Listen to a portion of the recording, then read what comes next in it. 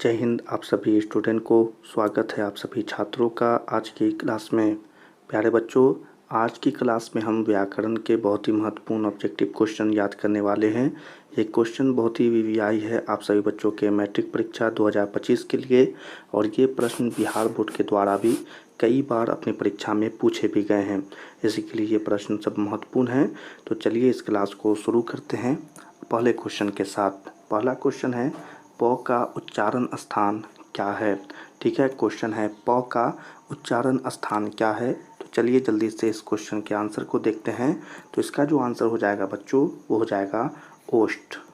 ठीक है, इस क्वेश्चन का आंसर होगा ओष्ठ। सही बच्चे याद रखेंगे इस आंसर को। तो चलिए हम अगले क्वेश्चन पर चलते हैं। अगला क्वेश्चन है, व्यंजनों के नीचे जब एक तिरछी रेखा लगाई जाए तो उसे क्या कहते हैं। क्वेश्चन है, व्यंजनों के नीचे जब एक तिरछी रेखा लगाई जाए तो उसे क्या कहते हैं। तो इस क्वेश्चन के आंसर को देखते हैं बच्चों। तो इसका जो आंसर है, सही आंसर है, वो हो जाएगा हलंत कहते हैं। ठीक है, तिरछी रेखा जो लगाई जाती है उसे क्या कहते हैं, तो उसे हम हलंत कहते हैं। ठीक है, तो इस आंसर को याद रखना है सभी बच्चों को। तो चलिए हम अपने अगले क्वेश्चन पर चलते हैं। अगला क्वेश्चन है, स्वरों के उच्चारण में लगने वाले समय के आधार पर स्वर वर्ण कितने भेद होते हैं। क्वेश्चन है, स्वरों के उच्चारण में लगने वाले समय के आधार पर स्वर वर्ण के कितने भेद होते हैं। ठीक है, तो चलिए इस क्वेश्चन के सही आंसर को देख लेते हैं। तो इसका जो सही आंसर है बच्चों, वो हो जाएगा 3 भेद होते हैं। ठीक है, तो इस आंसर को याद रखना है सही बच्चों को। ठीक है, तो चलिए हम अपने अगले क्वेश्चन पर चलते हैं। अगला क्वेश्चन आ गया है, चौ का उच्चारण स्थान क्या है। क्वेश्चन है, चौ का उच्चारण स्थान क्या है। तो चलिए इसका आंसर आपको पता हो तो कमेंट पे जल्दी से बता दीजिए। इसका आंसर हो जाएगा तालु। ठीक है, क्या हो जाएगा आंसर, आंसर हो जाएगा तालु। तो इस आंसर को आप याद रखेंगे। चलिए अगले क्वेश्चन पर चलते हैं। अगला क्वेश्चन है, निम्नलिखित में अंतःस्थ व्यंजन कौन है। ठीक है, क्वेश्चन है, निम्नलिखित में अंतःस्थ व्यंजन कौन है। तो वह कौन है, तो इसका आंसर होगा कि ल है। ठीक है, क्या हो जाएगा इसका आंसर, इसका आंसर हो जाएगा ल। ठीक है, तो याद रखना है। चलिए अगले क्वेश्चन पर चलते हैं। अगला क्वेश्चन है, एक मात्रिक स्वर निम्न में से कौन है। क्वेश्चन है, एक मात्रिक स्वर निम्न में से कौन है। तो ह्रस्व स्वर इसका आंसर हो जाएगा। सही बच्चे याद रखेंगे। ठीक है, ह्रस्व स्वर इसका आंसर हो जाएगा। चलिए हम अपने अगले क्वेश्चन पर चलते हैं। अगला क्वेश्चन है, मुक्ताक्षर की अंतिम ध्वनि क्या होती है। क्वेश्चन है, मुक्ताक्षर की अंतिम ध्वनि क्या होती है। तो उसकी अंतिम ध्वनि होती है स्वर।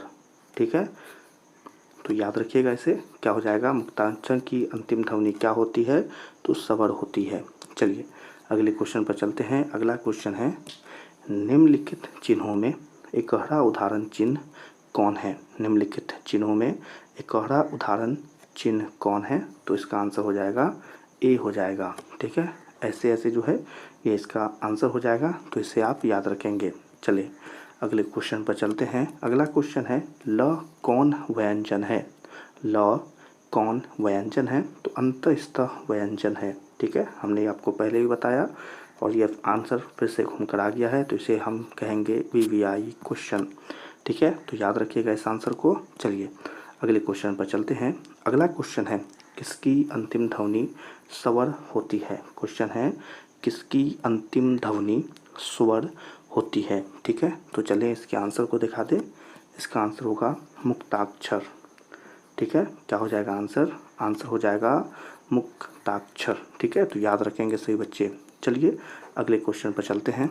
अगला क्वेश्चन है, छ तरह और क्या कौन व्यंजन है। ये तीनों कौन व्यंजन है। तो इसका जो आंसर है, संयुक्त व्यंजन है। ठीक है, क्या हो जाएगा आंसर बच्चों, संयुक्त व्यंजन है। ठीक है, तो याद रखिएगा। चलें अगले क्वेश्चन पर चलते हैं और जल्दी जल्दी क्वेश्चनों को देखते हैं।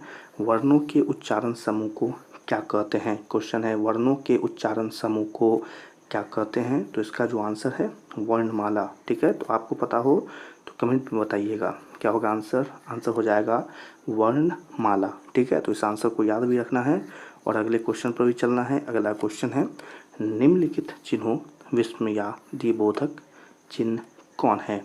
ठीक है, तो इसका जो आंसर है वो हो जाएगा बच्चों बी। ठीक है, याद रखिएगा आंसर को, आंसर हो जाएगा बी। ठीक है, ये वाला आंसर।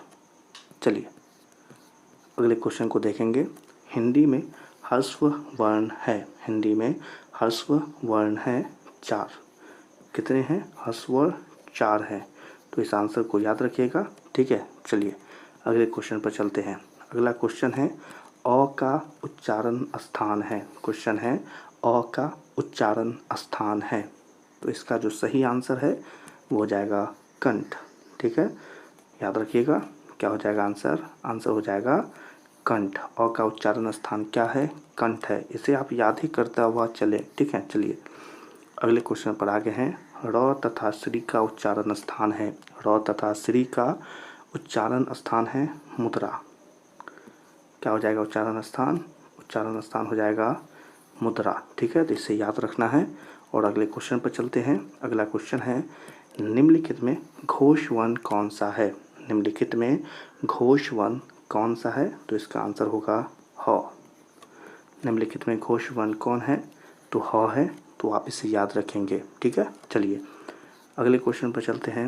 अगला क्वेश्चन है निम्नलिखित में किसका उच्चारण कंठ से होता है? क्वेश्चन है निम्नलिखित में से किसका उच्चारण कंठ से होता है? तो इसका जो सही आंसर है वो हो जाएगा ख का उच्चारण कंठ से होता है। ठीक है, क्या हो जाएगा क्वेश्चन का आंसर? क्वेश्चन का आंसर हो जाएगा ख। ठीक है, तो चलिए अगले क्वेश्चन पर चलते हैं। अगला क्वेश्चन है हिंदी में अंतःस्थ वर्ण की संख्या कितनी है? तो वर्णों की संख्या कितनी है? तो इसका आंसर हो जाएगा 4। ठीक है, क्या हो जाएगा आंसर? आंसर हो जाएगा कि वर्णों की संख्या है 4। चलिए अगले क्वेश्चन पर चलते हैं। और अगला क्वेश्चन आ गया है य को किस वर्ण के अंतर्गत रखा जाता है? क्वेश्चन है य को किस वर्ण के अंतर्गत रखा जाता है? और इसका क्वेश्चन और आंसर आप बताएंगे। जल्दी से देखें आंसर और बताएं क्या होगा आंसर। आंसर होगा अंतःस्थ व्यंजन। ठीक है, क्या हो जाएगा आंसर? आंसर होगा अंतःस्थ व्यंजन। यही इसका सही आंसर भी है और यही आप बच्चों को याद भी रखना है। और इन्हीं क्वेश्चन और आंसर के साथ आज की क्लास को हम समाप्त करते हैं। ठीक है, तो आज के यह व्याकरण के सभी वीवीआई ऑब्जेक्टिव क्वेश्चन आप सभी बच्चे जल्दी से याद कर लीजिएगा, क्या ताकि आपको परीक्षा में जब यह प्रश्न पूछे तो आप इसका सही से आंसर दे सकें।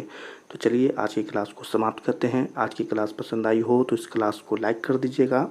और अभी तक हमारे चैनल को अगर सब्सक्राइब नहीं किया है तो अपने मैट्रिक परीक्षा 2025 के लिए हमारे चैनल को सब्सक्राइब करके बेल आइकन को ऑल पर सेलेक्ट कर लें। आज की क्लास आपको कैसी लगी कमेंट में बताएं और इस क्लास को अपने दोस्तों के साथ शेयर भी करें। सभी छात्रों से मिलेंगे अगली क्लास में। तब तक के लिए आप सभी छात्रों को जय हिंद।